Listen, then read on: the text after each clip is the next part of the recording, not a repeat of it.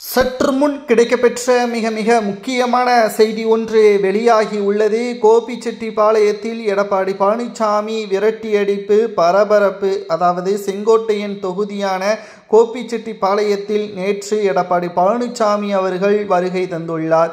செங்கோட்டையன் அவர்களது பதவிகள் பறிக்கப்பட்ட நிலையில் செங்கோட்டையன் அவர்களது தொகுதியில் முதல் முறையாக எடப்பாடி பழனிசாமி அவர்கள் வருகை தந்த பொழுது செங்கோட்டையனின் ஆதரவாளர்கள் பெருமளவில் எடப்பாடி பழனிசாமி அவர்கள் ஊருக்குள் வரக்கூடாது என்று ஒட்டுமொத்தமாக எடப்பாடியின் வாகனத்தை மறித்தது பரபரப்பை ஏற்படுத்தியுள்ளது. தொகுதியை விட்டு வெளியேறுங்கள் என்று விரட்டியடிக்கும் விதமாக செங்கோட்டையனின் ஆதரவாளர்கள் கடும் கோபத்தில் பேசியதையும் நம்மால் பார்க்க முடிகிறது. அதிமுக ஒருங்கிணைய வேண்டும் என்பதற்காக மட்டும்தான் செங்கோட்டையன் அவர்கள் எடப்பாடி பழனிசாமியை பகைத்து கொண்டாரே தவிர செங்கோட்டையனுக்கு முக்கிய பதவிகள் வேண்டும், பொதுச் செயலாளர் பதவி வேண்டும், துணை பொதுச் செயலாளர் பதவி வேண்டும் என்பதற்காக கிடையாது.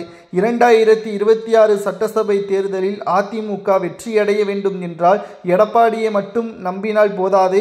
ஏனென்றால் கடந்த தேர்தல்களில் எடப்பாடி பழனிசாமி அவர்கள் வெற்றியடைந்திருந்தால் நிச்சயம் எடப்பாடி பழனிசாமியின் பின்னால் நாங்கள் இருந்திருப்போம். பல்வேறு தோல்விகளை சந்தித்த பிறகு சட்டசபை தேர்தலில் வெற்றியடைய முடியவில்லை என்றால் அது மிகப்பெரிய மன உளைச்சலையும் அடுத்த 5 ஆண்டுகள் எதிர்க்கட்சி அந்தஸ்து கூட கிடைக்காத நிலைமையும் மாறும். இதற்காகத்தான் செங்கோட்டையன் அவர்கள் மக்களை சந்தித்து அதிமுக ஒருங்கிணைய வேண்டும், அதற்கு இடையூறாக எடப்பாடி இருக்கிறார், 10 நாட்கள் நேரம் அவருக்கு ஒதுக்கப்பட்டுள்ளது, நல்ல முடிவை வெளியிட வேண்டும் என்று செங்கோட்டையன் அவர்கள் கூறியிருந்தார். தற்பொழுது 10 நாட்கள் நேரமும் முடிந்துவிட்டது. செய்தியாளர்களை சந்தித்த செங்கோட்டையன் அவர்களை மறுநாளே பதவியிலிருந்து ஒட்டுமொத்தமாக நீக்கினார் எடப்பாடி பழனிசாமி அவர்கள். இந்த நிலையில்தான் அவரது தொகுதியான கோபிச்செட்டிப்பாளையத்திற்கு வருகை தந்த பொழுது அங்குள்ள செங்கோட்டையனின் ஆதரவாளர்கள் எடப்பாடி பழனிசாமி அவர்களை விரட்டியடிக்கும் விதமாக தொகுதியிலிருந்து வெளியேறுமாறு கூறியது பரபரப்பை ஏற்படுத்தியுள்ளது.